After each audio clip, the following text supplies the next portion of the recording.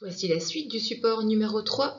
Il s'agit des équations du premier degré, mais particulières. Nous allons faire quelques exercices dirigés. Alors, si vous observez une égalité complètement fausse, il s'agira d'une équation dite impossible. Il vous faudra poser le symbole suivant à la fin de votre résolution, grand S accompagné d'accolades vides. Si par contre, vous observez une égalité parfaite, toujours vraie, dans ce cas de figure, il s'agira d'équations dites indéterminées et le symbole qui va clôturer votre résolution sera grand S est égal à R double barre.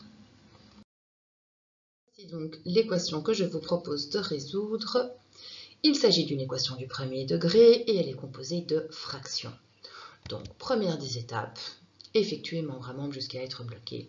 J'observe que dans le premier membre, j'ai cette simple distributivité à devoir réaliser, rien pour le deuxième membre. Donc, c'est parti. Moins 1 demi fois 3x, ça me donne moins 3x demi. Moins 1 demi fois plus 2, cela va me donner moins 2 sur 2. Je décide de laisser la fraction telle qu'elle parce que probablement qu'on va devoir identifier un dénominateur commun, donc ça n'a pas de sens de la simplifier ici, elle est toute simple. Suivi de quoi? De moins 3 cinquièmes et de plus x sur 6, le tout étant égal au deuxième membre, composé de la fraction moins 4 tiers de x. Ok, ben là je suis bloquée et je passe direct à l'étape de manipuler l'écriture jusqu'à obtention de cette égalité entre deux rapports, cette égalité entre deux fractions. Pour ça, je vais analyser mes dénominateurs. Alors, qu'est-ce que j'ai en boutique? J'ai des demi, des cinquièmes. Alors, 2 et 5 sont premiers entre eux, ce qui veut dire que si je dois identifier un dénominateur commun, ce sera 10. Dans le deuxième membre, j'ai des tiers. Tiens, justement, 3 divise 6. Ce qui serait intéressant, c'est de virer cette fraction. Voilà qui est fait, je la neutralise et elle va apparaître sous sa forme opposée dans le deuxième membre. Ce qui veut dire que dans le premier membre, je vais tout balancer en dixième, alors que dans le deuxième membre, je vais tout équilibrer en sixième. C'est parti. Donc dans le premier membre, je vais équilibrer mes trois fractions en dixième. La première était en demi, oui mais elle bascule en dixième, c'est-à-dire que je vais devoir multiplier dénominateur et numérateur par 5. 5 fois moins 3x, cela me donne moins 15x. Pour la deuxième, elle est en demi. Oui, mais je bascule en dixième. Je vais donc multiplier par 5 dénominateur et numérateur. Moins 2 fois 5, ça me donne moins 10. Quant à la dernière fraction, elle est en cinquième. Oui, mais ça, c'était avant. Maintenant, je suis en dixième. Je vais donc multiplier dénominateur et numérateur par 2, moins 3 fois 2, cela me donne moins 6. Voilà qui est fait pour le premier membre. Dans le deuxième membre, 3 divise 6, 6 est multiple de 3. Le dénominateur commun est tout trouvé, ce sera en sixième. Il me reste alors à rééquilibrer moins 4 tiers de x en sixième. Pour passer de 3 à 6, je multiplie par 2. Ce que je fais au dénominateur, je le fais au numérateur. Moins 4x fois 2, cela me donne moins 8x. Suivi de quoi? Suivi du rééquilibrage que je ne dois pas faire de la deuxième fraction, puisqu'elle est déjà en sixième, je n'ai qu'à recopier son numérateur, moins x. Reste maintenant à réduire ces super grands numérateurs. Alors, qu'est-ce que je peux faire dans le premier membre? C'est associer moins 10x, non pas moins 10x, Sheridan, moins 10 avec moins 6. Moins 10 moins 6 me donne moins 16. Je reste alors avec moins 15x moins 16 sur 10. Le tout étant égal à moins 8x moins x, cela me donne moins 9x le tout sur 6. Oui, mais hey, là-bas, cette équation, elle a trop de kilos. Hein. Regardez au niveau de ce dénominateur, dixième, sixième. Ils ont un PGCD, ces deux-là. C'est le chiffre 2. Je vais tout diviser par 2. Quand je divise 10 par 2, j'obtiens 5. Et quand je divise 6 par 2, j'obtiens 3. Oui, mais oh, regardez un petit peu cette fraction-là. Moins 9x sur 3. C'est une fraction qu'on peut réduire hein, et qu'on va réduire. Moins 9x sur 3, je divise tout par 3. Je reste alors avec, au niveau du numérateur, moins 3x. Et au niveau du dénominateur, c'est pas qu'il n'y a rien, mais c'est qu'il y a 1. Et donc, je convertis ma fraction en moins 3x sur 1. Je laisse sur 1 parce que la troisième phase, c'est d'appliquer la loi fondamentale des proportions, à savoir que le produit des extrêmes est égal au produit des moyens. Et donc, je vais d'abord virer ce 1 qui va passer la frontière du égal pour se trouver dans le premier membre, me donnant une fois moins 15x moins 16. Et je vais virer ce 5 de l'autre côté de l'égalité, me retrouvant alors avec 5 fois moins 3x. Il reste le plus facile à devoir réaliser, c'est-à-dire appliquer le modèle de résolution classique d'une équation du premier degré. J'effectue membre à membre jusqu'à être bloqué. Or, dans le premier membre, je multiplie tout par 1. 1, c'est l'élément neutre de la multiplication. Je n'ai qu'à réécrire le binôme moins 15x moins 16 qui compose mon premier membre. Dans le deuxième membre, j'effectue le produit de moins 3x par 5, ce qui me donne moins 15x. Et là-bas, cette équation, elle a des kilos en trop. De part et d'autre de l'égalité, je peux neutraliser moins 15x avec moins 15x. J'ai bien dit neutraliser, et je neutralise des termes. Or, l'élément neutre de l'addition, c'est 0. Dès lors, je me retrouve avec quelle écriture? Moins 16 étant égal à, non pas à rien, étant égal à 0. Ah oui, vraiment. Moins 16 égale 0, ça c'est une égalité qui est complètement fausse. Il s'agit bien d'une équation dite impossible. Le symbole qui va clôturer ce raisonnement sera grand S égale, accompagné de ces accolades vides, car il n'y a pas de solution pour cette équation. Deuxième équation que je vous propose de résoudre. Il s'agit à nouveau d'une équation du premier degré dans laquelle il y a des fractions. Première des étapes, c'est effectuer membre à membre jusqu'à être bloqué.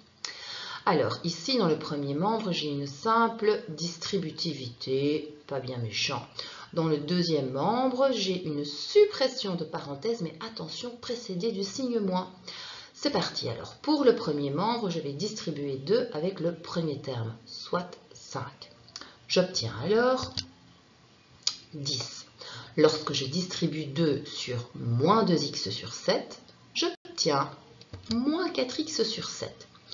Voilà qui est fait pour le premier membre. J'attaque le deuxième membre. Le 3, je le recopie. Et je vais devoir supprimer la parenthèse. Mais attention, ce moins va impacter tout son contenu. Alors initialement, 4x sur 7 est une fraction positive. Elle va devenir négative. Quant à moins 7, il va perdre son signe moins et va devenir plus 7. Tant que je sais réduire, je le fais. Or, dans le deuxième membre, je sais associer plus 7 avec 3. Dès lors, je retombe avec, pour écriture équivalente, 10 moins 4x sur 7 étant égal à 10 moins 4x sur 7. Une équation qui détient beaucoup trop de kilos en trop. De part et d'autre de cette égalité, je peux supprimer déjà 2 termes, car ils sont égaux. Mais pas que, je peux également supprimer 10 avec 10. Finalement, ce sont bien des termes que j'ai neutralisés. Je reste avec l'écriture 0 égale 0. Soit, les amis, une égalité parfaite. Indice précieux car cela me permet de conclure qu'il s'agit d'une équation dite indéterminée. Reste à poser le symbole pour clôturer mon raisonnement. Grand S est égal à R double barre, signifiant qu'il y a une infinité de solutions possibles pour cette équation. Mais revenons un petit peu en arrière. Bien oui, on aurait pu déjà conclure à cette étape que nous avions une égalité parfaite. Eh bien oui, 10 égale 10 et moins 4x sur 7 égale moins 4x sur 7.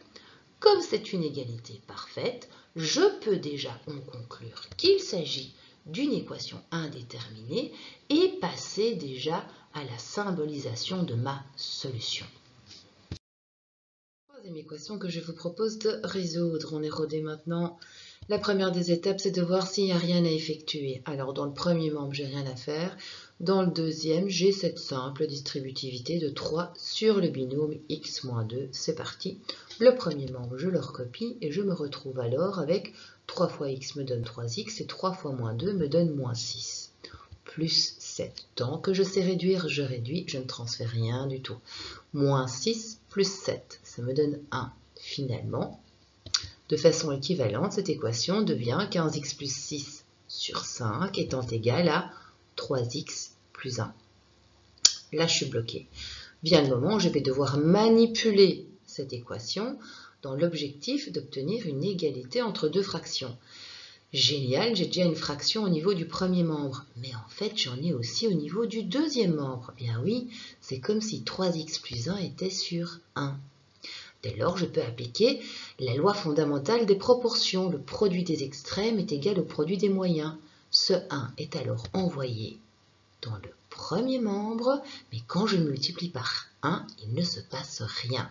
Dès lors, je peux recopier 15x plus 6, 1 étant l'élément neutre de la multiplication, je le rappelle. Produit des extrêmes est égal au produit des moyens. Ce 5 est alors transféré dans le deuxième membre. Mais attention, il va distribuer tout le binôme 3x plus 1. Dès lors, pour deuxième membre, j'obtiens 5 fois 3x plus 1. Et là, c'est facile, modèle de résolution classique. J'effectue membre à membre jusqu'à être bloqué, rien dans le premier membre. Par contre, j'ai cette simple distributivité à devoir réaliser. Ce qui va me donner 15x plus 5. Attention, je peux neutraliser de part et d'autre de cette égalité 15x et 15x, puisqu'ils sont égaux. Je reste alors avec 6 étant égal à 5. C'est une égalité qui est complètement fausse. Je dois symboliser la solution de cette équation comme étant l'ensemble vide. Il n'y a pas de solution. Je vous ai menti, il y en a une quatrième, et donc voici l'équation à nouveau composée de fractions parce que je sais que c'est là où c'est le plus compliqué, que nous allons résoudre. Première des étapes, effectuer membre à membre jusqu'à être bloqué. Or, dans le premier membre, j'ai ce produit à devoir réaliser. Donc, je mets une petite zone de travail où je vais réécrire ce produit, sinon on va s'en mêler les pinceaux. Lorsque vous multipliez deux fractions entre elles, la toute première des choses, c'est de simplifier, et ce, toujours de haut en bas, quelle que soit l'orientation d'ailleurs. Donc, je peux simplifier ici, 4 avec 2. 2 est alors neutralisé, il me reste 1. Et lorsque je divise 4 par 2, il me reste 2. J'opère exactement la même chose entre 3 et 9. 3 est donc neutralisé, il me reste 1 au niveau du numérateur. Et au niveau du dénominateur, lorsque je divise 9 par 3, il me reste 3. Maintenant, il me reste à multiplier les numérateurs restants entre eux, à savoir 2 fois 1 fois x, autrement dit 2x, sur 3 fois 1, autrement dit 3. Finalement, 2 tiers de x. De façon équivalente, cette équation deviendra, après avoir réalisé le produit, dans le premier membre, 2 tiers de x suivi de moins 1 quart. Quant au deuxième membre, je suis déjà bloqué, je peux le recopier dans son entièreté. Oui, mais regardez un petit peu, de part et d'autre de cette égalité, je peux neutraliser 2 tiers de x avec 2 tiers de x. Finalement, je reste avec moins 1 quart étant égal à moins 1 sixième, moins 1 douzième. Là, je suis bloqué. J'ai des fractions, j'ai pas le choix. Je vais devoir manipuler l'écriture jusqu'à obtention de l'égalité entre deux rapports, entre deux fractions. La bonne nouvelle, c'est qu'au niveau du premier membre, j'ai déjà une fraction, je n'y touche pas, d'ailleurs, je m'empresse de la recopier. Voilà qui est fait. Mon travail va consister à manipuler ce deuxième membre, identifier le dénominateur commun. Entre 6 et 12, c'est tout trouvé. Le dénominateur commun sera 12. Reste alors à rééquilibrer ma première fraction. Avant, elle était en sixième, elle bascule en douzième. Je dois donc multiplier dénominateur et numérateur par 2. Moins 1 fois 2, ça me donne moins 2. Quant à la deuxième fraction, elle était déjà en 12e, je n'ai qu'à réécrire son numérateur, soit moins 1. Oui, mais moins 2, moins 1, ça me donne moins 3. Finalement, cette fraction devient moins 3 douzièmes. Oui, mais oh, il y a des conventions d'écriture avec les fractions. Toujours travailler avec des fractions dites irréductibles. Or, entre 3 et 12, il y a un PGCD. Ce PGCD, c'est 3.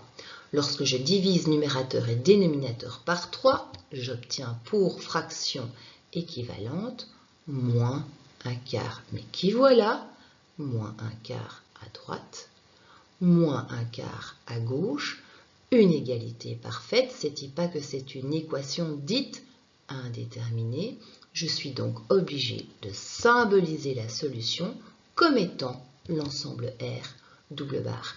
Et voilà qui termine le deuxième montage, le deuxième support concernant les équations dites particulières.